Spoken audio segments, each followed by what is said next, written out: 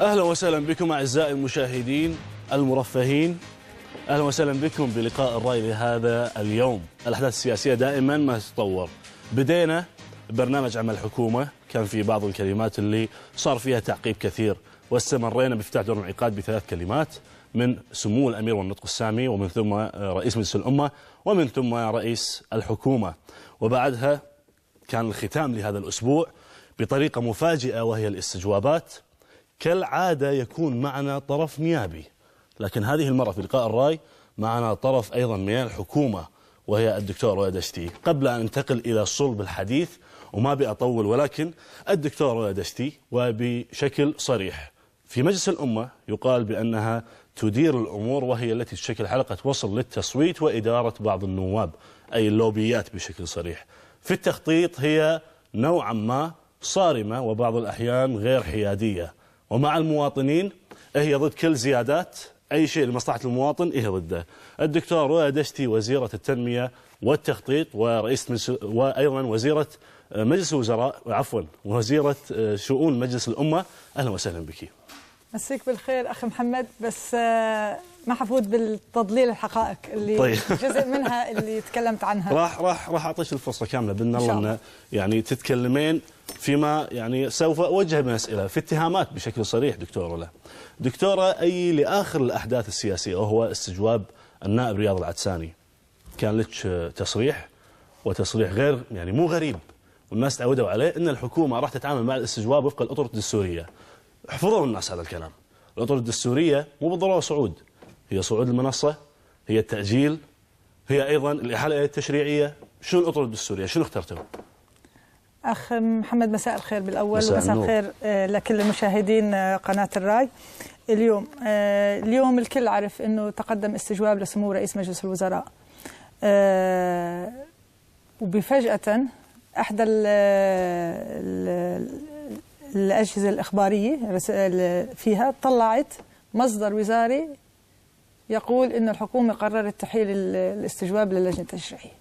يعني هذا المسلسل التزييف الحقائق. مجلس الوزراء لم يجتمع، لم نقرر.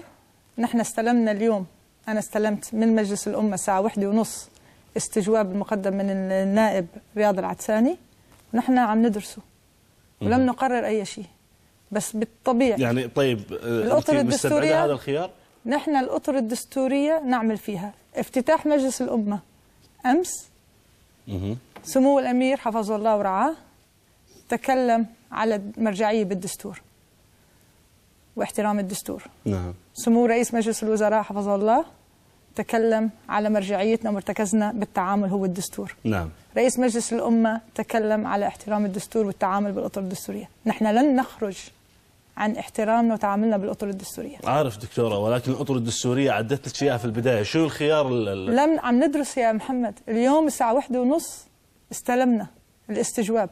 طيب إشارتش إلى ترويج الإعلامي فيما يخص التأجيل، يعني هو استبعاد لهذا الخيار؟ لا، ما في إحالة تشريعية؟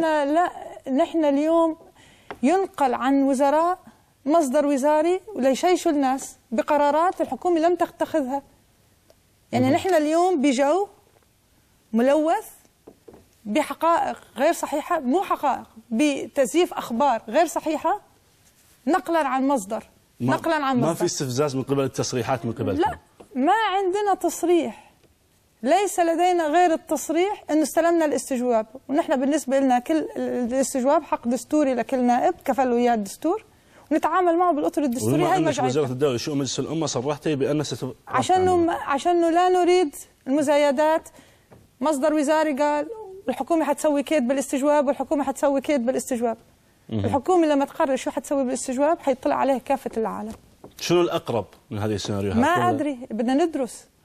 يعني بعد ساعة 1:30 استلمنا، عفوا ساعة 1:30 وصلنا الاستجواب. هل تعتقد قرار خلال ساعتين شو نسوي بالاستجواب؟ ما نبي ندرس الاستجواب؟ ما نبي نشوف محاور الاستجواب؟ ما في يعني. هل تعتقد أي استجواب خلال نص ساعة أو ساعتين مجلس وزراء يقر؟ مو صحيح. هذا فيما يخص استجواب رئيس الحكومة، ولكن ما كنت دكتورة بعيدة عن الانتقادات. ما تم التقديم، ولكن تم يعني الإعلان عن استجواب سوف يقدم من الدكتور خليل عبد الله فيما يخص يعني برنامج عمل الحكومة، وأيضا النائب راكان النصف أشار إلى أن يعني هناك استجواب فيما يخص الوثيقة. وبشكل صريح دكتورة، الدكتور خليل عبد الله نقل لي أن اليوم في مجلس الأمة ضمن الأروقة قال ما حد موهق رئيس الوزراء غير الدكتور رواد دشتي. فهناك توجه نيابي لاستجوابك. رئيس الحكومة مو عارفين المصير، تحتاجون تجتمعون، ولكن الاستجوابات المقدمة حقك. أنا كل واحد حقه الدستوري يقدم استجواب، وحاتعامل معه بكل شفافية لأهل الكويت. ما عندي شيء خبيه، وما عندي شيء خبيه. حقه يستجوب اللي بده يستجوب، حيا الله. راح تطلعين المنصة؟ ما عندي مشكلة، الحقائق كلها ما عندي مشكلة فيها. كل الأمور حنوضحها لأهل الكويت، ما عندنا شيء نخبيه. أما بموضوع الوثيقة اللي نشرت اليوم، هذا من مسلسل تضليل الحقائق والتزييف اللي عم نعيشه مؤخرا في الكويت للأسف فيها. هاي وثيقة نحن في عرف بتاريخ المجلس الأمة الكويتي لما بتكون في جلسات. دكتورة على أساس يعرفون المشاهدين، نتكلم عن وثيقة الدكتور ولا؟ الوثيقة مو الوثيقة الدكتورة، لا، الوثيقة اللي طلعت بالتويترات اللي فيها إقصاء للشباب الحراك. بالضبط، ومن تمام. تعاطف مع الحراك. أوكي، خلي الشعب الكويتي يعرف هالمسلسل التزييف اللي عم بيصير عندنا الآن. عليها توقيع دكتور. ما حنحكي. تفضلي. الله يسلمك. بمجلس الأمة كل ما بيكون في جلسة بمجلس الأمة أو توصيات من مجلس الأمة عامة، مجلس الأمة رئيس مجلس الأمة يخاطب رئيس مجلس الوزراء إنه هاي توصيات مجلس الأمة بأي موضوع كان إسكان، كان مرور، كان صحة، اللي هو. ومجلس الوزراء بيطلب من الوزير المعني، وعادة بيكون وزير الدولة شؤون مجلس الأمة، يخاطب الوزراء بهالتوصيات. طيب. اللي هذا ليشوف كل وزير هل بالإمكانية تنفيذ هالتوصيات أم لا، أو عنده وجهة نظر فيها بهالإطار. بجلسة 17/4 أوكي 2013 بالمجلس الأمة المبطل الثاني كان هناك جلسة سرية بشأن القضية الأمنية. مجلس الأمة طلع توصيات، 24 توصية. رئيس المجلس آنذاك علي الراشد المبطل طيب أرسل كتاب بهذه التوصيات لسمو رئيس مجلس الوزراء. أنا كل اللي علي اللي سويته بالكتاب، اخترت الوزراء إنه هاي توصيات مجلس الأمة. اللي طلع الورقتين وكان حريص على الحقيقة كان الأجدر فيه يطلع أول ورقة، الصفحة الأولى من الكتاب. اللي بيقول الصفحة الأولى اللي بيقول بناء على كتاب رئيس مجلس الأمة بشأن الجلسة السرية اللي انعقدت ب17/4 مرفق توصيات مجلس الأمة. بس إذا أنت طلعت هالموضوع ببطل إنه توصيات رواد دشتي. دكتورة، الرئيس المبطل علي الراشد هو من طلب منكم هذا الأمر؟ لا، هذا مجلس الأمة قرر، المبطل قرر هالتوصيات برئاسة علي الراشد في مجلس المبطل. رئيس المجلس بخاطب رئيس مجلس الوزراء. هيدي توصيات أصدرها مجلس المبطل ب17/4. والتعميم ما يعتبر موافقة؟ لا، نحن بكل شيء، بقضية الإسكانية توصيات مجلس الأمة هل تأخذ فيها الحكومة أو لا تأخذ فيها؟ ولكن هذه مو قضية إسكانية دكتورة. لا نحن يعني عم نتكلم، لا بس تقول أتحدى أحد اليوم إنه يقول نحن أقصينا من الشباب الحراك جزء من لا عفوا. نحن اليوم سياسة سمو رئيس مجلس الوزراء مشاركة جميع فئات المجتمع بالعملية التنمية. وكتابه وخطابه بس ليكون واضح بمقدمته بالتقديم تبع برنامج عمل الحكومة بيقول اللي هو موجود بالويب سايت تبع وزارة التخطيط إن الحكومة تمد اليد التعاون مع مجلس الموقر وإلى كل المواطنين على اختلاف توجهاتهم وانتماءاتهم وشرائحهم للعمل معها على تحقيق أهداف الانتقال بوطننا ومجتمعنا. هذا كان موجود بالتوصية اللي عممتيها دكتورة؟ لا هيدا نهج. أنا توصية مو عندي، مو توصيتي، ايوه ولكن عممتيها، التعميم ما يعتبر موافقه، لا التوصيه غير ملزمه. عفوا لحظه شوي، التوصيه غير ملزمه، بس نحن بنعمم للوزراء. هذا اجراء روتيني ينعمل بكل تاريخ حياه النيابيه لمجلس الامه بتعامله مع الحكومه. طيب. اي توصيه تاتي من مجلس الامه تعمم على الوزراء انه هيدي توصيه بجلسه معينه باي قضيه. طيب هذه التوصيه يعمل فيها ولا عادي؟ لا، مو ملزمه للحكومه وما تاخذ فيها الحكومه. مو ملزمه على الحكومه تاخذ فيها، هي توصيه مجلس امه. يعني اخذت الحكومه هذا الاتجاه؟ لا طبعا لا. ليش تم تعميمها من قبل دكتوره؟ لا توصيه، عفوا، الاجراء الروتيني يعني في قوانين اقرت مجلس الامه ما تم تطبيقها، توصيه تعمم؟ لا عفوا يا محمد، تفضلي. برجع بعيد. هي توصيات مجلس الامه عامه بكل شيء. هذه التوصيه من مجلس الامه تقبل بالنسبه لدكتوره؟ مو تقبل لو كانت حكومه الكويت اقصت الناس وفصلت الناس. نحن حكومه الكويت، حكومه سمو رئيس مجلس الوزراء الشيخ جابر، نعم، واضحه نهجها تعاون مع الجميع. اللي بده يقرا برنامج عمل حكومي رجاء يقرا صفحه 6. الحكومه تمد يد العون، التعاون الى كل المواطنين على اختلاف توجهاتهم وانتماءاتهم وشرائحهم للعمل معها. انتم قادرين على هذا الشيء؟ هيدا نهجنا مشاركة الجميع في عملية التنمية. هيدا نهج حكومة سمو الشيخ جابر مبارك. اليوم من يريد أن يضلل الحقائق ويضلل، كان الأجدر فيه يقول هي توصية مجلس المبطل بالمواضيع القضايا الأمنية. هيدا اللي بده يكون حق. وين التضليل دكتورة؟ ما يخالف وضحي. لا وين التضليل؟ لأنه التضليل الشعب الكويتي ما كان يدري إنه هي توصية مجلس المبطل. هيدا الشعب الكويتي خلال اليوم كلياته يعتقد إنه هي توصيات رولا دشتي. هذا مو صحيح. هذا مو صحيح. هاي توصيات مجلس المبطل الثاني بجلسة 17/4. ما كان ما يخالف، ولكن ما بيرجع إلى الخلافات السابقة، ولكن الحكومة ما كان لها موقف على هذه التوصية.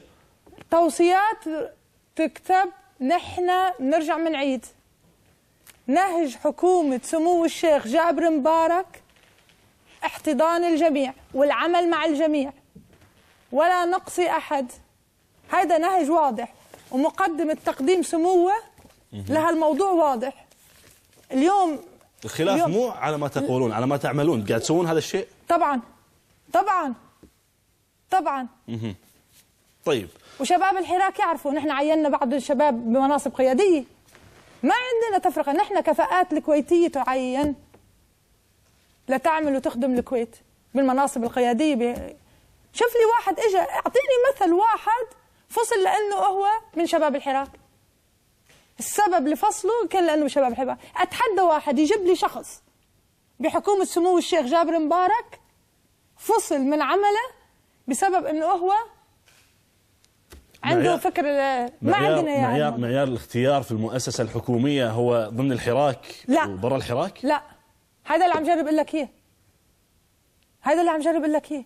قلت دكتور انه تم اختيار بعض. لا، عشان افرجيك، لاعطيك امثله انه نحن ما نفرق هيدا بحراك ولا مو حراك. نحن نطلع على كفاءات نعم لتساهم في إدارة البلد وفي الجهاز التنفيذي. نعم. هيدا واضح، هيدا نهج حكومة سمو الشيخ جابر مبارك. نعم. احتضان الجميع، العمل مع الجميع، التعاون مع الجميع. نحن نتكلم شراكة للتنمية.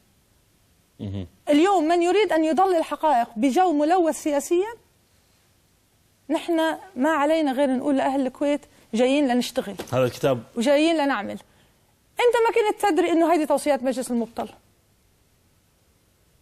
ولكن قلت لك عن جانب التعميم. لا لحظة شوي، أنت ما تدري. أنت كنت على اعتقاد اليوم أنا وجيتك هلا عم تسألني سؤال وعندك على اعتقاد إنه هاي توصيات رولا دشتي. لا الحقيقة عفوا الحقيقة واضحة. نحن بس بدنا نيجي ونقول لأهل الكويت الحقائق، ما عندنا شيء نخبيه. طيب، يعني فيما يخص الوثيقة هي تضليل، تمام، وهو الموضوع أن توصيات خرجت من مجلس المبطل الثاني وتم تعميمها بإجراء روتيني من الدكتور رولا دشتي.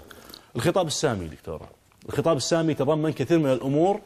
يعني تبينا نبلش من وين؟ من الرفاهية ولا من الوضع الاقتصادي ولا من حرمة المال العام؟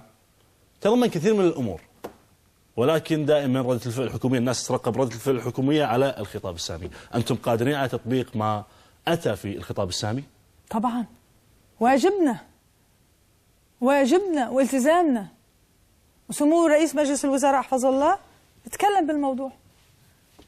خطاب سمو الأمير حفظه الله ورعاه اتكلم على الإصلاح الشامل. وكلمة سمو رئيس مجلس الوزراء حفظه الله قال: فإننا نرى كحكومة بأن مشروع الإصلاح الشامل قد بات ضرورة وطنية حتمية. توجيهات سمو الأمير حفظه الله ورعاه تبناها الحكومة ببرنامج عمل الحكومة، تكلمت عن الإصلاح الشامل. دكتورة، قاعد تتكلمين عن حديث لرئيس مجلس الوزراء وخطاب، ورديتي علي بطبعا بالتأكيد أن أنتم قادرين، بالتأكيد أنتم قادرين. يعني طبعا أنا قاعد أحط نفسي مكان المشاهدين، قادرين على تطبيق ما أتى في الخطاب السامي. واجبنا. هذه المضامين ما أتت أول مرة، مو أول خطابي فيها. نعم، هذه المضامين أتت أكثر من مرة، وخصوصا تحويل الكويت إلى مركز اقتصادي ومالي وكثير من الأمور. نحن حنجي نقول شو عم نسوي؟ الناس ما شافوا شيء. نحن عم نجي، هاي حكومة ب6/8 تشكلت. نحن عم نجي بنقول للشعب الكويتي وحنقول له وقلنا له ببرنامجنا نعم. شو حنسوي خلال ال4 سنوات بالقضية الإسكانية، بالقضية الرعاية الصحية، بالقضية التعليمية، بقضية توظيف الشباب، بقضية الوحدة الوطنية، بقضية الثقافة والفن والفنون، بقضية خلق فرص عمل للشباب، بقضية المشروعات الصغيرة، بقضايا موضوع تحويل الكويت لمركز مالي وتجاري، بقضية الإصلاحات الاقتصادية الموجودة، بقضية القضايا التنموية المختلفة. أولوياتنا كلياتها تكلمنا فيها خلال 4 سنين. حكومة سمو الشيخ جابر مبارك ماذا تتطلع أن تقدم خلال 4 سنين؟ زين، شلون تقدرون تقنعون المواطن في هذا الشيء؟ دكتورة، الحديث عن مركز اقتصادي ومالي صار له أزل، يعني صار لنا من فترة نتكلم في هذا الموضوع في البرامج السياسية، في الخطاب الحكومي، بالمواطنين. الناس ما عادت تقتنع، هذا الواقع، ما عادت تقتنع أن هناك خطة تنموية، أن هناك قفزة في الجانب الاقتصادي. شلون راح تقنعون الناس؟ بالإنجاز. نحن حنقول للناس، نحن جينا قلنا للناس شو حنقدم خلال ال4 سنين من وحدات سكنية. 36,000 وكسور وحدات سكنية. جينا وقلنا للناس، بس ما في جدول زمني. لا، وحنيجي نتكلم بالجدول الزمني وشلون الجدول الزمني. وجينا قلنا للناس خلال 4 سنين حنوفر فرص عمل لشبابنا الكويتي، 77,500 وظيفة عمل. نحن جينا قلنا للناس حنطور الرعاية الصحية، وحنزيد المستشفيات والأسرة. جينا قلنا للناس حنزيد الطاقة الاستيعابية لجامعة الكويت. جينا قلنا للناس المدارس اللي بالتعليم العام حنزيدها. جينا قلنا للناس شو حنسوي خلال ال4 سنين. اليوم تبي تعرف كل سنة شو حسوي فيها؟ حاضرين. إيه، لازم، المفروض طبعا، والمفروض يتم تنفيذه. حاضرين. وسمو رئيس مجلس الوزراء حفظه الله كمان تكلم بهالموضوع بخطابه بمجلس الأمة ولا الشعب الكويتي ولا مجلس الأمة. قال: برنامج عمل الحكومة يأتي بالسياسات العامة والأهداف الاستراتيجية وماذا سيحقق. وستأتي خطة التنمية 13-14 اللي حنقدمها خلال شهر نوفمبر لتقول شو حنحقق بسنة 13-14. وسنقدم الخطة التنموية ال5 سنوات القادمة الثانية، ستتكلم عن إنجازات الحكومة خلال ال3 سنوات الباقية من عمر الحكومة. نعم. يعني عندك 13-14 فيها سنة، والخطة التنموية القادمة فيها 3 سنين. هذا اللي بيعطيك ال4 سنين. حتعرف ب13-14 شو حنكتب وشو حننجز فيها. والخطة التنموية القادمة حتعرف ب14-15 شو حنسوي، ب15-16 شو حنسوي، ب16-17 شو حنسوي. نعم، راح نتكلم عن يعني برنامج عمل الحكومة بشكل مفصل، ولكن بعد فاصل قصير. مشاهدينا الكرام، فاصل ومن ثم نتحدث عن الجزئيات في برنامج عمل الحكومة.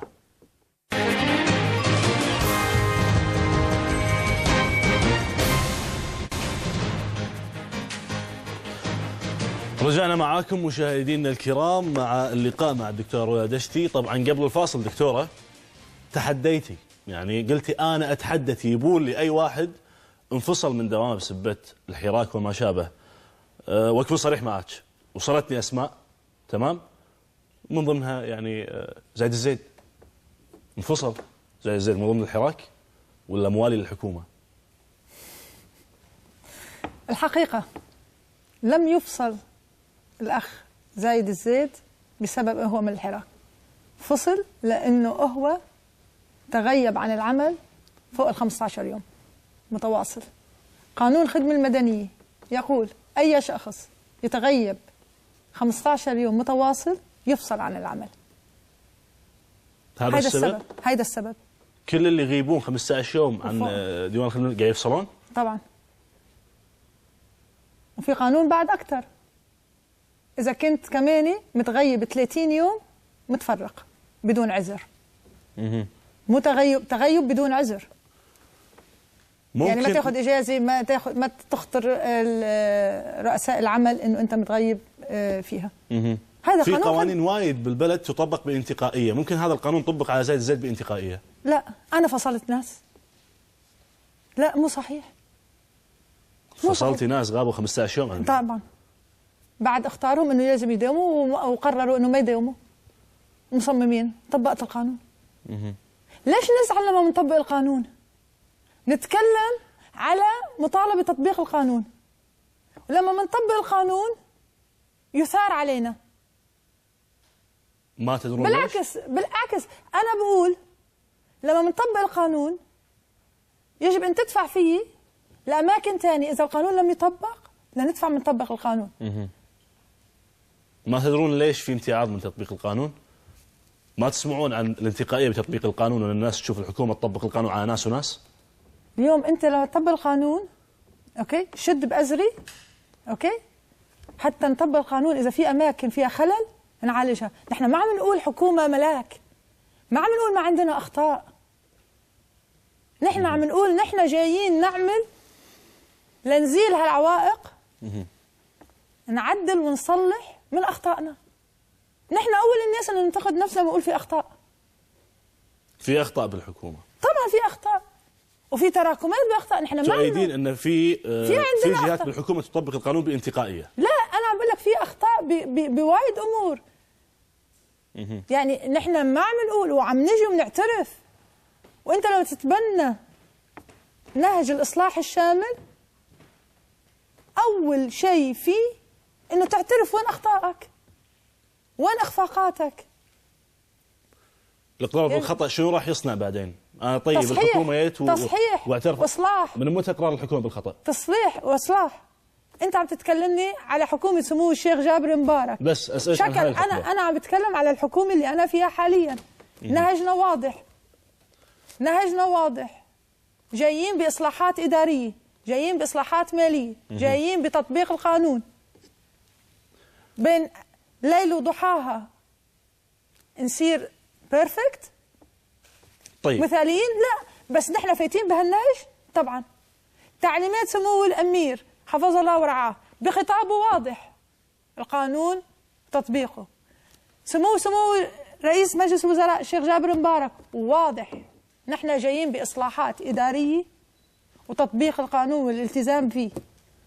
طيب. هذا نهجنا. نعم دكتورة، هذا النهج إذا جينا على الكلام في يعني تقريبا كل الحكومات المتعاقبة تذكر هذا المنحنى، بس الناس تقول شلون بحس بالفرق؟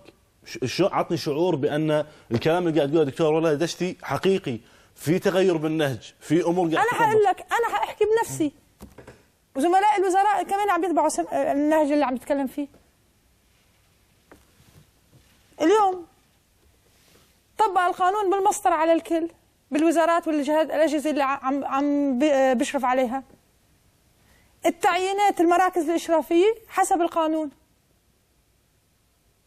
الكل قاعد يمشي في هذا الدرب.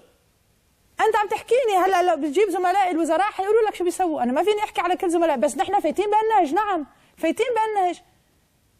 طيب اليوم القانون بيتطبق، اللي ما بيداوم بيخالف لوائح الخدمة المدنية عم بيطبق عليه اللوائح والأنظمة بدون انتقائية، بدون انتقائية. بس لما بتسوي هالشيء الناس بتعصب وبتوصفك بالاوصاف اللي ابتديت فيها ببدايه الحلقه. نحن نتكلم على جايين بنهج طيب إصلاح. دكتور رح اعطيك المجال تبرئين نفسك من هذه لا الاوصاف. مو موضوع برئ نفسي، انا اليوم عم بحكي على نهج حكومه سمو الشيخ جابر مبارك. في صلب النهج دكتوره، يعني هذه الموضه الحكوميه الجديده اللي هي لما قلتي كلمني عن حكومه سمو الشيخ جابر المبارك، لما جيت على تطبيق القانون قلتي كلمني عن نفسي. التضامن الحكومي بس بالتصويت؟ لا انا عم بقول لك في الاداء. انا قلت لك انا بحكيك عن نفسي كانه انا بعرف شو عم سوي، وعم بقول لك زملاء الوزراء كمان عم بيسووا نفس الشيء. بس اذا بتسالني اليوم شو سوى وزير الصحه او شو وزير التربيه ما اعرف، بس جيبهم حيقولوا لك هالنهج كيف عم بيتبنوه. انا جزء من زملائي عم نعمل نفس النهج. هيدا نهج حكومه سمو الشيخ جابر مبارك، حكومه الكويت. هيدا النهج الاصلاح، نهج تطبيق القانون، كلنا بنصير فيه وليس رولدشتي. طيب. هذا كلياتنا ماشيين بهالموضوع. نعم. بس انا بعطيك امثله لانه انا شو عم سوي تطبيقا لنهج سمو رئيس مجلس الوزراء، وزملاء الوزراء الاخرين عم يسووا نفس الشيء. طيب دكتور، على اساس يعني مثل ما يقولون نهدي الاجواء شويه، سؤال نوعا ما تثقيفي. في خطه عمل الحكومه وفي برنامج عمل الحكومه، يعني الناس تبي تفرق بين الاثنين قبل لا ندخل في صلب البرنامج. برنامج عمل الحكومه عاده بيتكون من سياسات العامة للحكومة وأهدافها الاستراتيجية وماذا تريد أن تحقق، ويترجم بالأدوات التنفيذية وبمراحل التنفيذية والمراحل الزمنية فيها بخطة تنمية والخطط السنوية اللي بتيجي بتفاصيل متى ينجز كل مشروع ليحقق الهدف الاستراتيجي اللي عم نتكلم عليه. تمام. فيه. لهذا السبب البعض بيقولوا برنامج عمل حكومي إنشائي ماكو شيء. عادة برنامج عمل الحكومة والنهج اللي بتتبعه بحكومة الكويت إنه أنا أعطيك السياسات العامة، أهداف استراتيجية، وين أبي أروح دربي، كيف حننفذ هالدرب. تجيك خطة التنمية بتوضح لك الخطوات الإجرائية في هالموضوع وماذا ستنجز في هالإطار. فالبرنامج بس يحدد سياسات. البرنامج بحدد السياسات والأهداف والتوجهات. طيب. اللي راح فيها الحكومة وبرنامجها وشو بدها تسوي بموضوع الإصلاح الاقتصادي، بموضوع تطوير التعليم، بموضوع الرعاية السكنية، أولوياتها. بتقول لك شو أولوياتي وشو مرتكزاتي وين رايح فيها. يعني نحن جينا وقلنا بعد شو نبي نحقق. اللي شفتوها بالجرايد بشأن الرعاية السكنية، بشأن الرعاية الصحية، بشأن التعليم، بشأن خلق فرص وظائف للعمل، بشأن الإصلاحات الاقتصادية، بشأن الشركات التنمية اللي بده المواطنين يتملكوا فيها. فتنا بتوجهاتنا وشو اللي بدنا نحقق. اليوم تسألني شلون حتحققوا هالموضوع، هقول لك بخطة التنمية في تفاصيلها، بس أنا عندي تفاصيلها ولا عم نحضرها. يعني احنا ما بنجي بنحطها بفراغ، كله مترابط، بس هما وثائق مختلفة تقدم. تمام. كلها يقدم لمجلس الأمة، وهذا وضحه سمو رئيس مجلس الوزراء حفظه الله بخطابه لمجلس الأمة، وتوضح كمان في بداية البرنامج عمل الحكومة النهج، هذه السياسات والتفاصيل اللي حتقدمها الحكومة في الجداول الزمنية في هالموضوع. طيب فيما يخص برنامج عمل الحكومة اللي ذكرتيه، بس على فكرة بس هل هو اشتباه عند نواب سابقين قرأوا برنامج عمل الحكومة، مو نواب لهذه الدورة، وذكروا الكلام اللي أنت قلتيه، هو برنامج إنشائي، برنامج لا يتطلع للطموح، في نوعا ما تعويم للمشاكل. القضية الإسكانية على سبيل المثال، أخذ أقل الأسعار أو المنخفض من يعني السعر المنخفض من اللي راح ينشئون المدن الإسكانية، ما كان في تحديد واضح. لا مو صحيح، يمكن في لبس مع بعض اللي قروا. بدنا نوضح للشعب الكويتي، وبرجع بقول الوثيقة موجودة على الويب سايت تبع وزارة التخطيط حتى كل مواطن يطلع على برنامج عمل الحكومة. بس يعني في دول بتنتج نفسنا، يعني نحن مو غريبين على الدول. يعني هاي برنامج عمل حكومة بريطانيا، اوكي. طيب. ببرنامج فيها يعني مو عنقول فوليومز وهذا 4 صفحات بالاساسيات بالاهداف الاستراتيجية العامة. القضية الإسكانية بنتكلم فيها.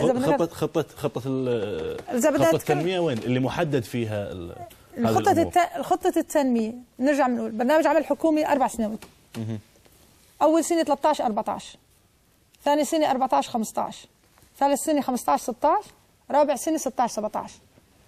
خطة التنمية 13 14 السنوية اللي نحن فيها طيب. ستقدم لمجلس مجلس الأمة خلال شهر نوفمبر. بفضل عليك 3 سنوات، صح؟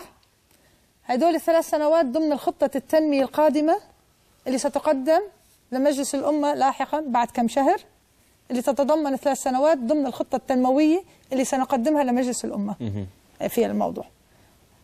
وهيدول أربعتهم الوثيقتين حيفرجوك الحكومة شو حتسوي، كيف حتنفذ البرامج اللي قالتها بموضوع الرعاية السكنية أو الصحة. طيب. وأنا يعني هلا حنجي على الرعاية السكنية عشان أولوية المواطنين. طيب فيما يخص نعم، قبل لا ننتقل للرعاية السكنية، برنامج عمل الحكومة دكتورة، ويعني من اللي حط برنامج عمل الحكومة؟ كيف يعد برنامج عمل الحكومة؟ هو برنامج عمل حكومة الكويت، فإذا ما يشترك فيها جميع أجهزة الدولة. ليش ما شاركت كل أجهزة الدولة؟ جميع أجهزة الدولة يا محمد تشارك في إعداد برنامج عمل الحكومة.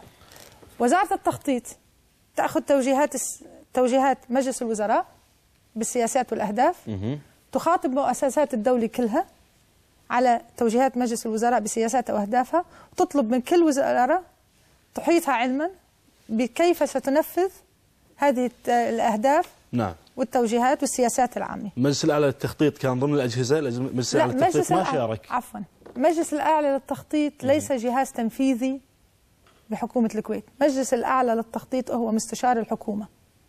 طيب. تأتي الوثيقة بعد ما نعدها بكل مع أجهزة الدولة كلياتها، نقدم الوثيقة لمجلس الأعلى للتخطيط لناخذ بعض الملاحظات اللي عليها كونه مستشار للحكومة. ومجلس الأعلى للتخطيط عرضت عليه وثيقة البرنامج عمل الحكومة وانعطانا بعض الملاحظات عليها، وتم أخذ برأي المستشارين بمجلس الأعلى للتخطيط آرائهم، وتم التعديل عليها، وتقدم برنامج عمل الحكومة لمجلس الأمة. مجلس الأعلى للتخطيط مو من الواجب يعني وضع برنامج عمل الحكومة عليه، ولا لا هو مخير في مجلس الوزراء؟ لا عفوا، لا نعرف دور مجلس الأعلى للتخطيط شنو. مجلس الأعلى للتخطيط هو أعضاء يصدر فيهم مرسوم مستشارين. المجلس يعطي مستشارين للحكومة لمجلس الوزراء. هو لا يضع، هو ليس جهاز تنفيذي، لا يضع خطة، هو يعطي ملاحظاته، يعطي توجيهاته على خطة التنمية أو على برنامج عمل الحكومة، وما يراه من أي مواضيع يحيلها، ينظر فيها ويعطي رأيه المهني الفني السياسي بأي قضايا يحيل مجلس الوزراء مواضيع له. من يعد برنامج عمل الحكومة أجهزة الدولة جميعا مجتمعة. من ينسق بين هذه الأجهزة هي وزارة التنمية. نعم. اليوم أنا وزارة التنمية ما تأتي وتقول حطلع 36,000 وحدة سكنية. من يقول هالكلام الرعاية السكنية.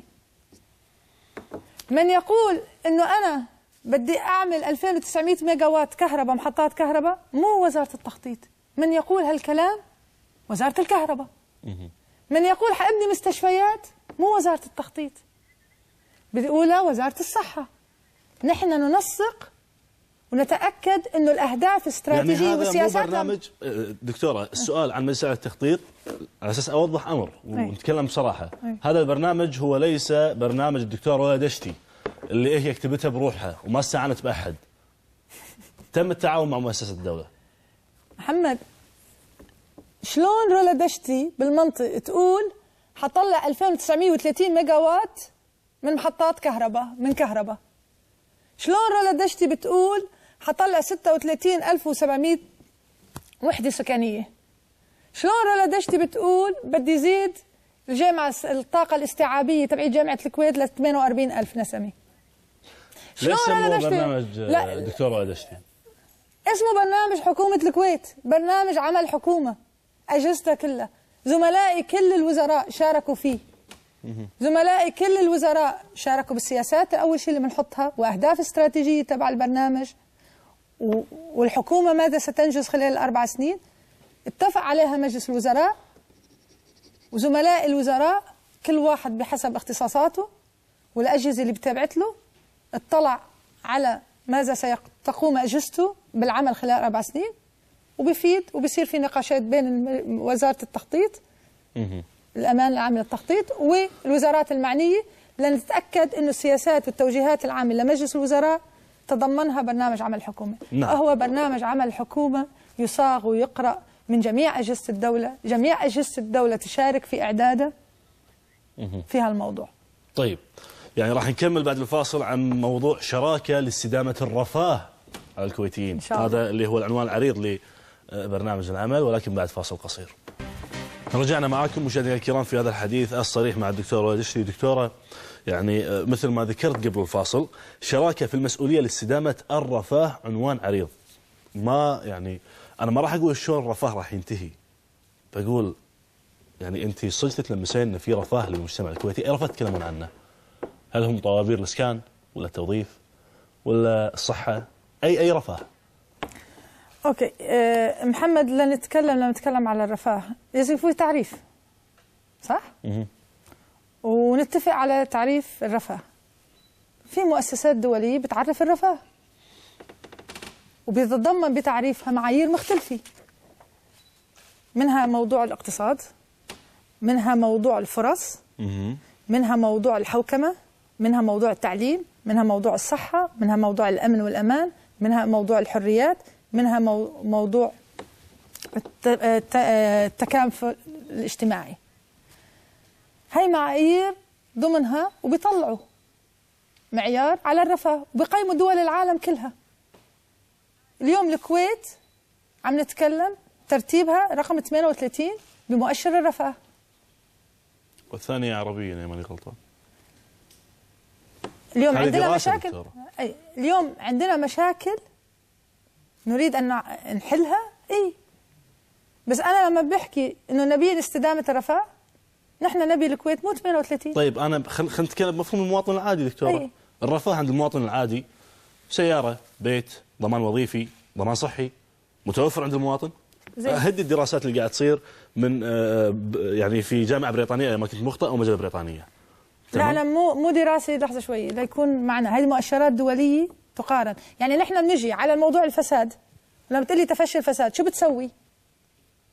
بتروح بتقلي الشفافية الدولية، مؤسسة الشفافية الدولية طلعت المعيار، نحتكم للمؤسسة الشفافية الدولية.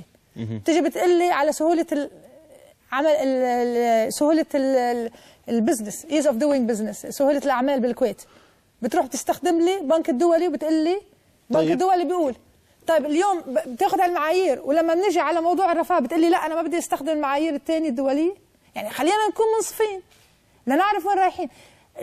هيدا يعني معيار. أنت مصرة أن المواطن الكويتي مرفه؟ لا، أنا اليوم المواطن الكويتي عنده تحديات.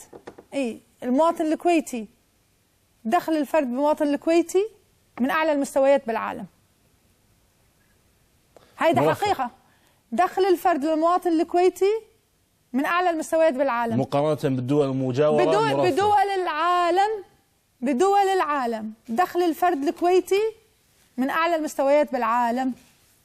هذا حقيقة.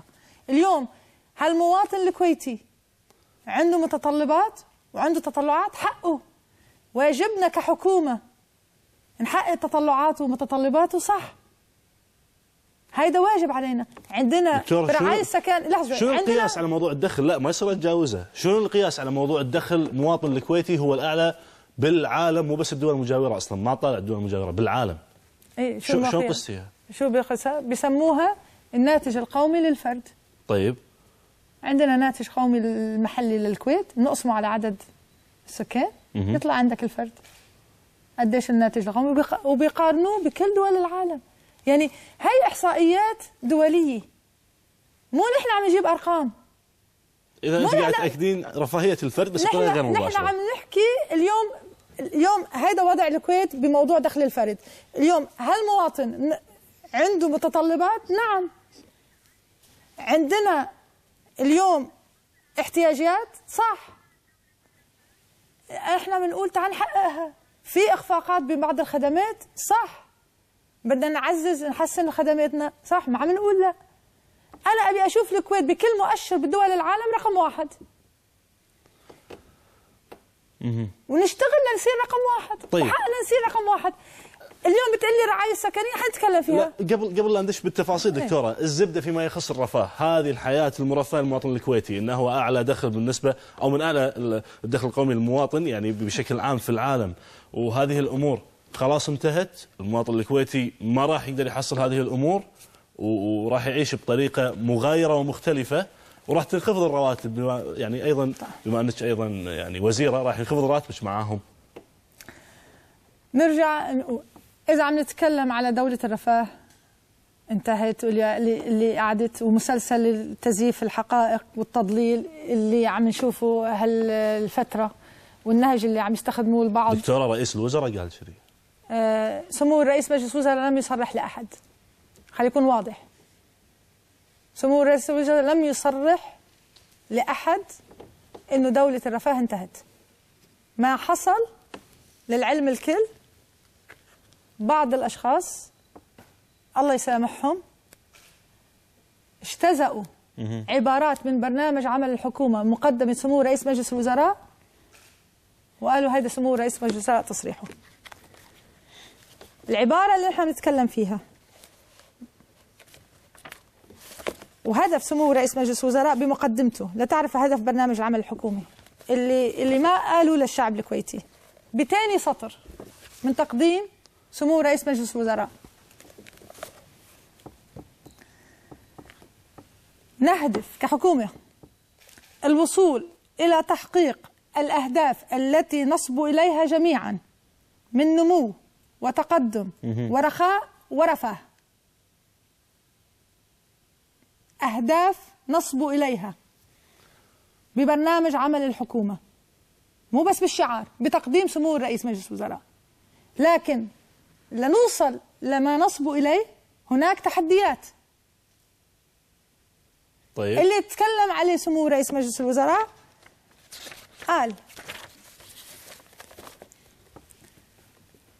علينا جميعا أن نعي حقيقة أن المالية العامة للدولة ستواجه عجزا حقيقيا في ميزانية بحلول عام 2021 إن استمرت معدلات الإنفاق وأسعار النفط ومعدلات الإنتاج على ما هي عليه الآن،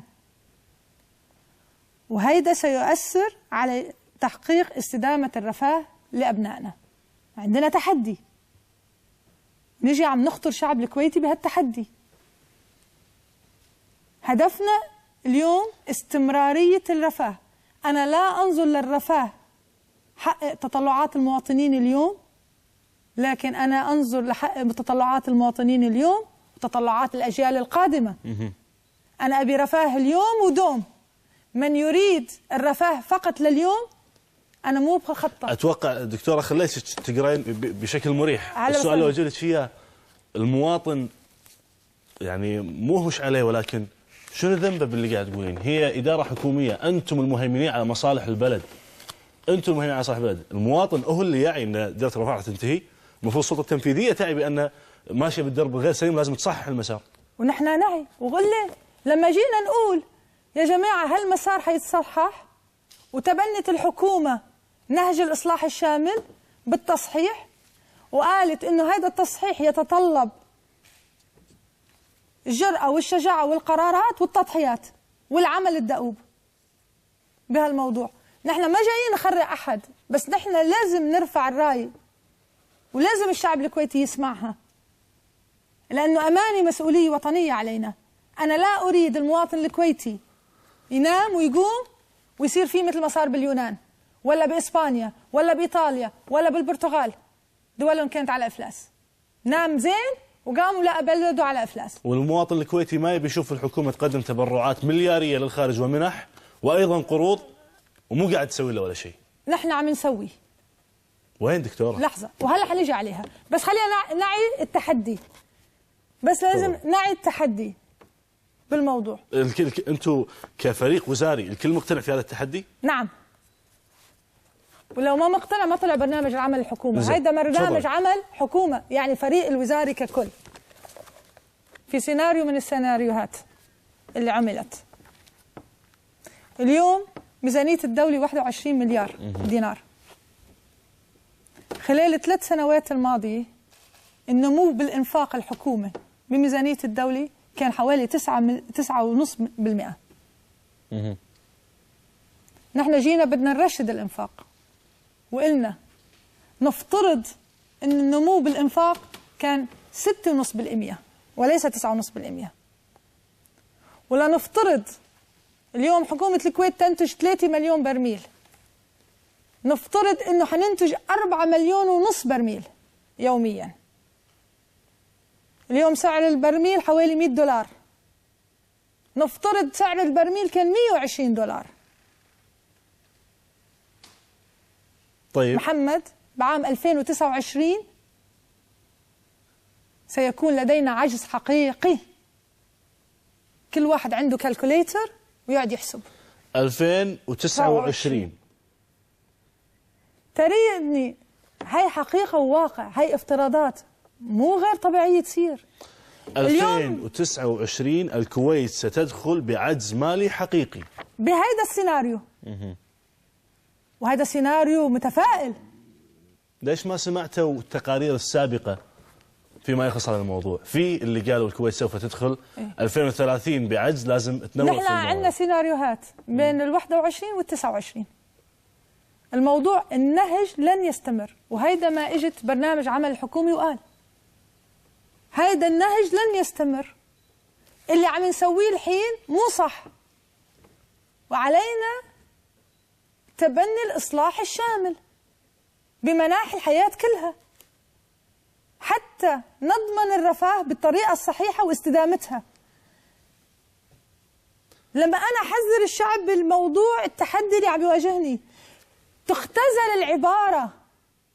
دكتورة تقولين أنا مو هدفي أخوف الناس، ولكن للأمانة الكلام اللي قاعد تقولينه يخوف بشكل صريح. لا، هذا تحدي، هذا تحدي عندنا الإمكانيات نطلع منه ونواجه التحدي، بس لازم أن نعيه لنقدر نواجهه مع بعض. طيب دكتورة، الكويت الدولة المليارية النفطية اللي الله يزيد عليها، الله يزيد علينا، تقدم للخارج، بس عند المواطن طقت بريك وقالت ترى ها في عجز، خافوا.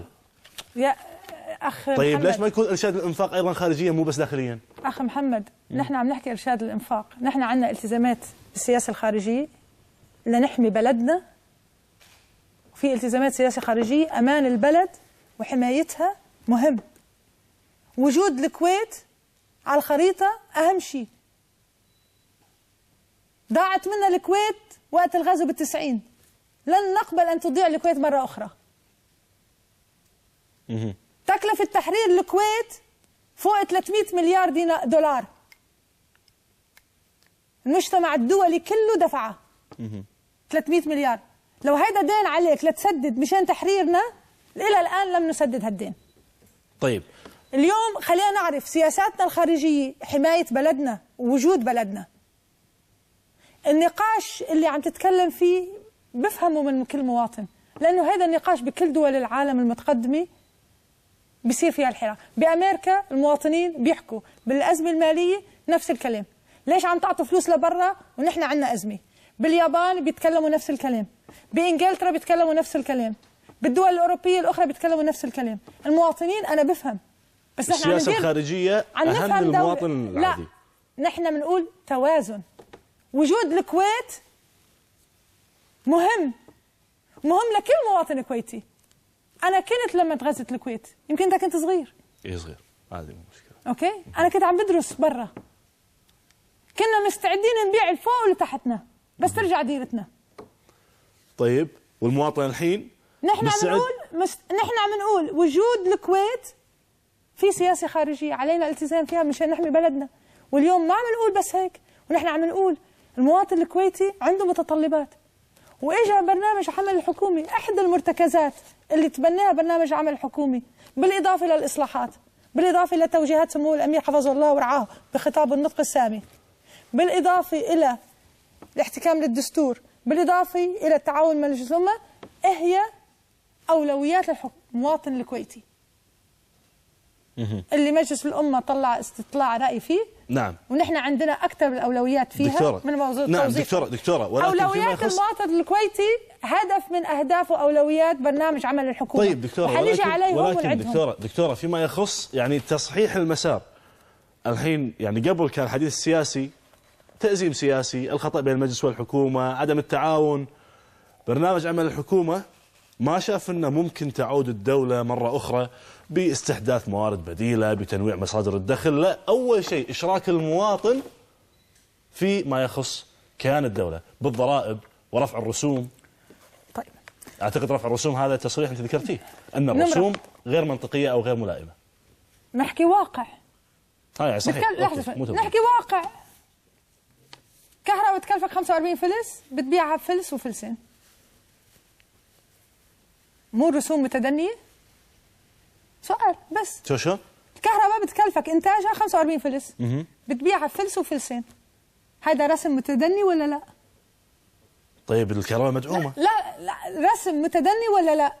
لما عم بياخد بس فلس فلسين وبيكلفني 45، هذا اللي عم بياخده كتير ولا واطي؟ بس لا عادي. لا مو عادي. أوكي؟ عادي سبب واحد قياسا على موارد الدولة. لا وفيما يخص أيضا المشاريع. اليوم عم نحكي ما نخلط، عم نقول رسوم متدنية اللي بتحصلها الحكومة من الخدمات والسلع اللي بتقدمها. هذا واقع. لما بسرد واقع ليش الناس بتعصب؟ هذا واقع.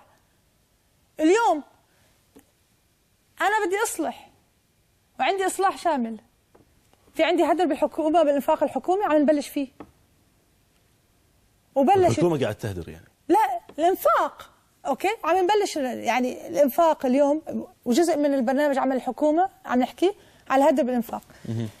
التخويف بالإجراءات اللي حتاخذها الحكومة اللي بلشوا يزيدوا فيها بالتويترات على الضرائب وبدنا ندفع ضرائب. أتحدى اليوم واحد يجيب لي عبارة بهالبرنامج عمل الحكومة قيل فيها إن الحكومة الكويت خلال 4 سنين ستفرض ضريبة الدخل على المواطن. طيب تحديدا ما في ضرائب، فرض ضريبة الدخل على المواطن مو برنامج عمل حكومة دولة الكويت. محمد، نحن للأسف جايين بجو يكون إشراك عيال. طيب دكتور، ولكن ما يخالف، خل نعطي مبرر لمن حلل هذا الحديث، لا نقول تضليل. شنو مفهوم إشراك المواطن في استدامة دولة الرفاه؟ شرح شركينا. نحن إشراك المواطن مو يساهم ماديا؟ لا لأن بعدها بعد تصريح الدكتور فيما يخص رفع الرسوم. اليوم المواطن شريك معاي بالتنمية. إيه شريك معاي بالتنمية؟ مواطنين بتعمل، مواطن بيخترع، مواطن بيشتغل، بيخلق ثروة، بينتج، هو شريك معاي. هو بس شراكة يعني يدفع فلوس؟ مفهوم شراكتي للمواطن هو شريكي بالبناء البلد. مين اللي بيبني البلد إذا ما هو شريكي؟ مين اللي بيبني بلد إذا ما هو شريكي؟ المواطن هو أساس وعماد عماد التنمية تبعيتنا. المواطن الكويتي شلون ما بيكون شريكي؟ اختزال المواضيع وتضليل الناس بغير ما اجت بوثيقه برنامج العمل الحكومي اجرام بحق. دكتوره لازم اطلع فاصل لان عندي عديد من المحاور. مشاهدينا الكرام، خلصنا من حياه الرفاه، راح نتكلم عن ضعف المواطنه والانتماء يعني في بعض المواطنين بعد الفاصل. اهلا وسهلا فيكم مشاهدينا الكرام. انا عن نفسي راح اكون سريع لان تفاجأت الحين انه هو اخر فاصل من هذه الحلقه. دكتوره، في الامور المستفزه للمواطنين ببرنامج عمل الحكومه هو ضعف روح المواطنه والانتماء. الحكومة خلت تقيم نفسها وأدائها في السابق وتي تعمل أحسن ما تقيم المواطنين. ليش قيمت المواطنين بهذا الأسلوب؟ بس لا تكلم محمد، نحن ما بنقيم، نحن بنحكي وقائع. يعني المواطنين ما عندهم انتماء. عفوا محمد، خليني بس أتكلم. سمو الأمير حفظه الله ورعاه بخطابه السامي لمجلس الأمة تطرق على المواطنة. قال إن المواطنة الحق مسؤولية عظيمة وأمانة غالية، وهي حقوق تقابلها واجبات، وأخذ يسبقه عطاء، ومزايا تعادلها التزامات. إن صدق الانتماء الوطني هو ارتباط مصيري في السراء والضراء، وإن كل مواطن شريك في المجتمع. نحن لما عم نسرد التحديات بس ما قال ضعف سمو الأمير. لحظة عفوا، أنا عم بحكي على مفهوم المواطنة الحين، نأكد عليه. طبعا نحن لما عم نسرد التحديات المجتمعية شو قال؟ مهددات، منها مهددات النسيج الاجتماعي كالنزعات الطائفية والقبلية والمذهبية والفئوية. لما بنتكلم على المواطنة وضعف المواطنة، لما بتقلي في تسيب إداري، هذا مو ضعف بالمواطنة؟ لما بتتكلم لي على ناس تدعي الإعاقة لتاخد فلوس الامتيازات المعاقين، هذا مو ضعف بالمواطنة؟ لما بتتكلم لي على ناس عم بتأجج الطائفية والقبلية والفئوية، هذا مو ضعف بالمواطنة؟ لما بتيجي بتتكلمني ان اليوم المواطنين في منهم تتقوقع تحت قبيلتهم او طائفتهم او تيارهم السياسي او اسرتهم، هذا مو ضعف بالمواطنة؟ انا عم بسرد نحن نبي نحل هالتحدي. نحن عم بهذه المعطيات كان في ضعف بالمواطنة والانتماء، هاي مو التسيب الإداري وعدم وجود كيان الدولة لحماية الفرد. هذا دور منه مو الحكومة؟ طبعا. ونحن جايين نقول تعزيز المواطنين. عفوا، انا عم بسرد تحدي مجتمعي مثل ما سردت تحدي امني، تحدي مجتمعي، تحدي اقتصادي، تحدي تنموي، تحدي مؤسسي. انا عم بسرد تحديات. اليوم لما تكلمنا على الاصلاح الشامل عم نتكلم يجب الاعتراف بالاوضاع اللي عندك. الوضع هيك، نحن جينا ببرنامج عمل الحكومه من اولوياتنا تعزيز التماسك الاجتماعي والوحده الوطنيه، وعندنا اهدافنا بهالاطار، وعندنا برامجنا لنعزز روح المواطنه، لنعزز التماسك الاجتماعي لدى المجتمع في الموضوع. وفي برامج. طيب دكتوره قولوا تعزيز، ليش قلتوا ضعف؟ ليش اجرتوا الى ضعف؟ نحن عم نحكي بدنا نعزز الموضوع. نحن اليوم انا عم بحكيك على انت ما بتلمسها. انا اداريا اذا كان في تسيب في القطاع الحكومي لا انا ما احكي بس مو مواطن. لا عفوا، مفهوم المواطنه فيها حقوق وواجبات. لما واحد من المعادله بيطغى على الثاني فاذا عندي خلل. لما الحقوق تطغى على الواجبات انا عندي خلل. يجب ان اعيد التوازن. دكتور معي 7 دقائق فيما يخص القضيه الاسكانيه. الحكومه لم تتعامل مع القضيه الاسكانيه الى الان بجديه فيما يخص تحديد وقت زمني. ذكرت 36,000 وحده اسكانيه، ولكن للحين الخطه ما شافوها الناس على ارض الواقع للتطبيق. يعني طيب انا اقول راح ابني 100,000 وحده اسكانيه، بس من وين لي انا محمد المؤمن؟ شو راح تسوونها؟ طبعا ان شاء الله تستضيف وزير الاسكان محمد عشان وزارة التخطيط يعني. لا انا بحكي بالشموليه وبتفاصيلها وزير الاسكان اللي عنده فيها. نحن لما جينا وقلنا 36,000 وحده سكنيه ستقوم الحكومه بتوفيرها خلال 4 سنوات، عندنا حنوفر حوالي 7,400 وحده سكنيه خلال عام 2013-2014، وحنوفر 6,700 وحده سكنيه خلال عام 14-15 عفوا. حنوفر حوالي 12,000 وحده سكنيه بسنه 15-16، وحنوفر حوالي 10,500 وحده سكنيه بسنه 16-17. المناطق عندنا بس في مفهوم وفلسفي. هذا بالاضافه الى بناء المدن الاسكانيه. اليوم وزير المواصلات عم يشتغل ليل ونهار بفلسفه الحكومه تقدمها لمجلس الامه، وسيكون هناك جلسه خاصه بمجلس الامه على اواخر الشهر. دكتور قاعدون راح ننفذ اذا ماضون بلا رجعه في الموضوع خلاص. انا اليوم هيدا عم نقول حنسلم وننفذ بهالموضوع. نحن ما عم نتكلم في هالموضوع، نحن جايين بمنظومه لاستدامه الرعايه السكنيه مو لليوم. نعم. وفي متطلبات، وهيدا الفلسفه اللي حيتقدم فيها وزير الاسكان الى المجلس الامه يسمعها الشعب الكويتي كله. نعم. ويشارك فيها الشعب الكويتي كله.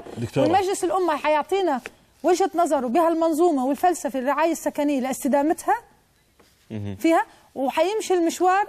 لا بس 36,000 وحده سكنيه التزمت فيهم حكومه الكويت وحتقدمهم. لماذا تضع العصا في الدولاب رولا دشتي فيما يخص قانون خصخصه الكويتيه والتعديلات؟ لانك عضو مجلس اداره في شركه خاصه، شركه طيران خاصه. اتحدى احد، انا اول شيء لست عضو بمجلس اداره شركه طيران خاصه، لا املك اي سهم باي شركه. امتلكت اسهم في؟ انا لا املك. انا حالي من حال الاف الكويتيين. عندما تاسست وصار فيها الاكتتاب وتاسست الشركه الخاصه للطيران كنت ضمن المكتتبين. اول ما نزلت البورصه بعت اسهمي. وكان الله غفورا رحيما. هذا يمكن 5 7 سنين 8 سنين. بعتي الاسهم في اللي مثل حالي من حال كل الكويتيين بيشتروا بالاكتتاب وبيبيعوا لما بتنزل الاسهم. هيدا لا يعني. بعدين اليوم الكويتي ماشي بالاجراء التخصيص. طبعا انا من لحظه لازم تعرف يا محمد، وكل الشعب الكويتي بيعرف، انا من يطالب بتعزيز دور القطاع الخاص ومشاركه القطاع الخاص واعاده دور الدوله بنظامها انه هي تكون بالرقابه والتنظيم، والقطاع الخاص يقوم بتقديم الخدمات، والطيران هو جزء منها. وهناك وزير مواصلات ووزير ماليه معنيين بهالموضوع وماشيين باجراءات التخصيص. طيب وانا انت يعني انت من يدعمون موضوع القطاع الخاص، ولكن السؤال اللي بعده ايضا في التصريحات انتم من يدعمون الموظف الشاب الكويتي الحبيب الزين، ولكن الدكتور رولا دشتي عينت 200 لبناني في جهاز ملحق للامم المتحده اذا ما كنت مخطئ، عينتي عراقي الجنسيه، احلتي 200 كويتي الى التحقيق. ايش قصه رقم 200 وليش يعني ليش هذا الانحياز دكتوره بشكل صريح؟ ليش 200 لبناني؟ ما في كويتيين؟ لا اليوم نمرة 1 اليوم شكله هذا مسلسل التزييف يعني نستكمله يعني مو مشكله، واجي عليه رقم ال 200. ما في لبنانيين في وزاره التخطيط؟ لا بس لا نتكلم. برنامج المتحده هيدي اتفاقيه دوليه بين حكومه الكويت والامم المتحده من الستينات. ماذا يقوم البرنامج عمل الامم المتحده؟ برنامج عمل الامم المتحده ياتي بخبرات ومستشارين لكل أجهزة الدولة وليس لوزارة التخطيط. قديش عدد المستشارين اللي برنامج عمل الكويتي برنامج عمل الأمم المتحدة مقدمهم لمؤسسات الدولة كليتها ما عندي. إذا بتسألني بكرة بسألهم أعطوني الرقم. أوكي. موضوع الجنسيات، دولة الكويت تستضيف حوالي 136 جنسية. بلد يستضيف كل جنسيات تقريبا العالم. عينت عراقي في الوزارة بمنصب يعني منصب معين؟ أنا ما معيني عراقي. لحظة شوي. نمرة 1 خلينا نكمل عشان نخلص موضوع ال 200. لا عشان نخلص موضوع ال 200 لأنه هي موضوع رقم. يا جماعة نحن بنستعمل خبراء وبرنامج الأمم المتحدة بيجيب خبراء. أنا ما بسأله شو جنسيته. نحن بنطلع على خبراتهم. هو مو تحت سلطتك أو سلطة الدكتور دشتي بالتعيين؟ لا عفوا لا. برنامج الأمم المتحدة نحن مؤسسات الدولة بتطلب خبرات مستشارين وعندهم إجراءاتهم اللي بيعملها الأمم المتحدة وهو بيمضي عقودهم وبيجيبهم المستشارين حسب متطلبات الجهات الحكومية ككل. هم لا يعملون بس بوزارة التخطيط، بيعملوا بكل مناحي. حتى بمجلس الأمة بنقدم لهم استشارات، جايبينهم بعض المستشارين بمجلس الأمة. نحن ما نطلع على يا جماعة الخير لحظة شوي. حكومة الكويت تستضيف، دولة الكويت تستضيف أكثر من 136. ما عندنا تابو على جنسية معينة وهذا، ولا نعد. وأتمنى أنه لا يظهر أنه حكومة الكويت ضد أي جنسية معينة. هذا مو شغلنا. مؤسسات الدولة ولكن فيها أيضا لا تطلع الكويت محابية لجنسية معينة. لا أنا ما بعرف قديش عددهم وما بعرف جنسياتهم. ما بعرف عددهم ما بعرف جنسياتهم. ولا بتصور إذا بسأل الأمم المتحدة اليوم أعطيني جنسياتهم ولا لا يعصبوا علي.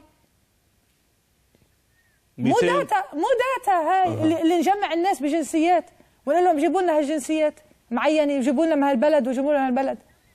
يعني رجاء اليوم للاسف التضليل والتشهير والتزييف لا يمكن انه نشوه سمعه بلدنا بس مشان نحن مستقصدين وزيره. يا اخي مستقصد وزيره تعال بالحقائق. ما عندي مشكله. دكتوره السؤال لو جنسيه اي موظف يعتصم لتحقيق مطالبه ويعني يقول شو يبي يعني يحال الى التحقيق او يتم تهميشه في الوظيفه. كمان 200 واحد؟ اي 200. انا قلت له شو الموضوع رقم 200. والله ما ادري اسال اللي عم بيشهر. ليش يمكن اكثر بعد. لا ما حولت 200 واحد رقم واحد. بس اسال اللي عم بيشهر، ما ادري مين اللي عم بيشهر بس اساله. نمره 1 انا احترم حريه الراي واحترم حريه التعبير. ودائما بنقول حريه الراي وحريه التعبير مكفوله وفق الاطر والقانون. في لوائح وضوابط الخدمه المدنيه تعملها بموضوع الاعتصامات فيها، تحترمها ما عندي مشكله معك. لما تخرق اللوائح وتتعمد تخالف القانون وخصوصا بعد ما يتوجه لك إنذار شفوي، وبعد ما يصدر قرار وزاري إنه الالتزام باللوائح والأنظمة تبعت الخدمة المدنية، وأنت تصر على مخالفة القانون وتصر على تطبيق ما هو براسك وتخالف اللوائح والأنظمة، أنا وزيرة شو بدي أعمل؟ أتفرج عليك؟ ما بياخذ إجراء فيك عشان ما يتقال إنه أنا مستوظف فلان ولا بحيل للتحقيق. يمكن أنا خطأني، خلي لجنة التحقيق محايدة تقرر هل هيدا خالف الأنظمة واللوائح والقوانين ولا؟ بس لجنة التحقيق أنت هي رئيستها مو محايدة. مو صحيح، أنا لا أتدخل فيها. أنت مو رئيسة لجنة التحقيق؟ لا طبعا، حط لجنة التحقيق أنا محيل لي ناس للتحقيق. بس مشكلتنا لما تطبق القانون، الناس تعصب. طيب دكتورة، يبوني خلي موظف يخالف القانون وانا اتفرج عليه ويتحدى الانظمه والروائح وانا اتفرج عليه. دكتورة ما جاوبتيني، وظفتي عراقي ولا لا؟ ما موظفي عراقي، عندي وين مكتبي يعني؟ بالوزارة، يمكن في منصب استشاري ما يندرى. ما عندي انا، لحظة شوي، نمرة واحد اذا حوظف هيدا حقي، نمرة واحد. ولا اطلع بالجنسيات ولا نعمل موضوع. حقك انك توظفين؟ انا حقي اوظف، وانا لا اوظف احد. نمرة واحد، انا لا اوظف احد بدون ما اخذ الاجراءات القانونيه بحق اي توظيف واخذ موافقه الخدمه المدنيه.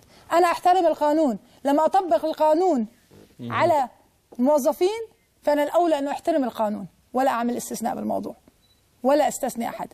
يكفي هذا الشخص، يعني حرام عليكم، هذا الشخص له اسره. لا يعني معينه؟ لا مو معينه، مو موظفي. اتحدى واحد يقول لي في الشخص اللي عم يحكوا عليه اخذ دينار من جيب الحكومه الكويت. يعني من وين؟ ماكو، لانه افتراءات. انا عفيتي بس تشهير بالناس، تزييف الحقائق، تشويه، ما ادري ليش. دكتوره ليش الناس تستهدفك؟ لان الدكتوره رؤى دشتي لا تصنع العداءات، بالتاكيد تصنع عداءات في امور معينه. لا لك ليش؟ لانه لما بتطبق القانون بتضر ناس يبون الوضع على ما هو عليه. لما تطبق القانون اللي متسيب ومتضرر من تطبيق القانون ببلش يختلق. انا ابيك تواجهني بحقائق، انا ما عندي شيء اخبيه. طيب. انا لا عندي شيء اخفيه على اهل الكويت ولا شعب الكويت، واضحه. عشان هيك ما اخاف. يقال ما ذكر بالمقدمه، يقال بانك وزيره صارمه انتقائيه في تطبيق القانون بمن احيل الى التقاعد بعد 30 سنه، كل يوم في تعميم، كل يوم في امر معين، ولكن في محاباه للبعض وبعض الاحيان يتم طرد موظفين من مكتبك. اخلاقياتي بالاول يا محمد لا تسمح لي، انا تربيتي واخلاقياتي ما اطرد احد. بنبلش مسلسل كمان التشهير والتزييف. نمرة 2، أنا لا أحابي أحد، وقلت لك أتحدى واحد يقول لي عملت تعيين لشخص لا مو وفق القواعد والنظم. ولكن يمكن يكون في كويتي أولى، مو الخلاف على لا كويتيين. أنا عم بحكيك، لا رقيت حدا محسوب علي، لا عينت أحد مناصب قيادية غير الكفاءات الكويتية والكل مشهود فيهم. طبق القانون عند الناس مصيبة. لما تيجي الناس المتسيبة تقول لهم طلع قرار انه تعالوا اعمل بصمة، طبعا حيتضايق. اللي بيجي الساعة 11 وبيطلع الساعة 11:30 وتقول له تعال داوم وفي بصمة، لا طبعا بدي يتضايق، طبعا بدي يشهر. انا لا انتقئ، انا وحدي صح صارمة بتطبيق القانون. دكتورة، لأنه من يستهدف حكومة الكويت تطبيق القانون؟ من يستهدف رولا دشتي الوزيرة؟ من يستهدفك؟ شوف يا محمد، أنا دخلت العمل السياسي والشأن السياسي، هناك من يحبك وهناك من يكرهك، وهذا عام. وبالعمل السياسي عدوك بالماضي صديقك اليوم، وصديقك اليوم عدوك بالمستقبل. أنا لا أبحث من يستهدفني لأنه ما عندي وقت لهالموضوع. وصلت القمة إلى الدبلوماسية دكتورة، ما أعطيتني وقت. أنا لا ما ببحث مين يستهدفني لأنه ما عندي وقت لهالموضوع. أنا وحدي جاي أشتغل وجاي أعمل وجاي أنجز وحقق وساهم في تحقيق تطلعات أهل الكويت. ما عندي وقت لهالفراغات وما عندي وقت لهالتضليل ويمكن شفتوا تضليل وتشهير، ما عندي وقت له. طيب. ما عندي وقتي في 24 ساعة باليوم أكرس جهدي وعملي للإنجاز والعمل. فيما يخص الإنجاز والعمل، لنفترض بأن النواب ما اقتنعوا في حديث الدكتورة دشتي بالاستجواب وما في قبول شعبي، شنو راح تختارين، الاستقالة أم المواجهة؟ ليش يعني الناس يسألون إذا ما كان في قبول ليش ما تستقيل؟ ليش ما تستقيلين وتريحين راسك من اللي مستهدفينك؟ نمرة 1، شرف لإلي اختيار سمو رئيس مجلس الوزراء لأكون ضمن فريق عمل حكومته في هالمنصب الرفيع، وشرف أكبر لإلي حصولي على ثقة سمو أمير البلاد لأكون ضمن الفريق الحكومي، ولن أخذلهم. وشرف لإلي لمثل وأعمل لخدمة الكويت من هالمنصب الرفيع. سأعمل وأنجز وما عندي شيء خافه، واللي عنده استجواب حي الله. واستقالة ما في؟ أعمل، لن أستقيل من منصبي إلا إذا طلب مني من سمو رئيس مجلس الوزراء لأنه أنا لا أصلح. لكن أنا بما أنه حست على ثقته ثقة سمو الأمير سأعمل بجهد، ما عندي شيء خاف منه. ما عندي شيء خاف منه، أنا واضحة وضوح الشمس لأهل الكويت كلها، وما عندي شيء خاف منه. وسأعمل، وأنا جاي لأعمل وأشتغل، وماني فاضي للمهاتات. معلش، ولكن أبي أستغل كل دقيقة دام أعطوني يعني دقيقة أيضا زيادة. دكتورة، أدائك داخل مجلس الأمة بما أنك وزيرة شؤون مجلس الأمة، شؤون مجلس الوزراء لمجلس الأمة، دكتورة، هل صحيح بأنك تدشين بما يخص التحالفات، التصويت على اللجان، التصويت على نائب رئيس في المجلس المبطل الثاني؟ اتهامات بأنك يعني تشكلين اللوبيات الحكومية، تتدخلين بتصويت الأفراد. أنا ما أتدخل، نحن ننسق، نحن لا نتدخل، نحن ننسق، نتحاور وننسق مع زملائنا النواب. لأنه نحن لما نتكلم على التعاون، شنو هو التعاون؟ هو حوار وتنسيق. نحن نتحاور، نتعاون، ننسق، وهدفنا واحد: إنجاز تحقيق تطلعات المواطنين، المجلس الأمة والحكومة الكويت، وهذا الهدف الأساسي فيها لاستدامة الرفاه. دكتورة رولا دشتي، الكلمة الأخيرة في هذا اللقاء. أنا بس بدي أقول لكل مواطن سمعني: حكومة سمو الشيخ جابر مبارك آتي لتعمل وتنجز، تطلب مساندة جميع أهل الكويت للعمل والإنجاز.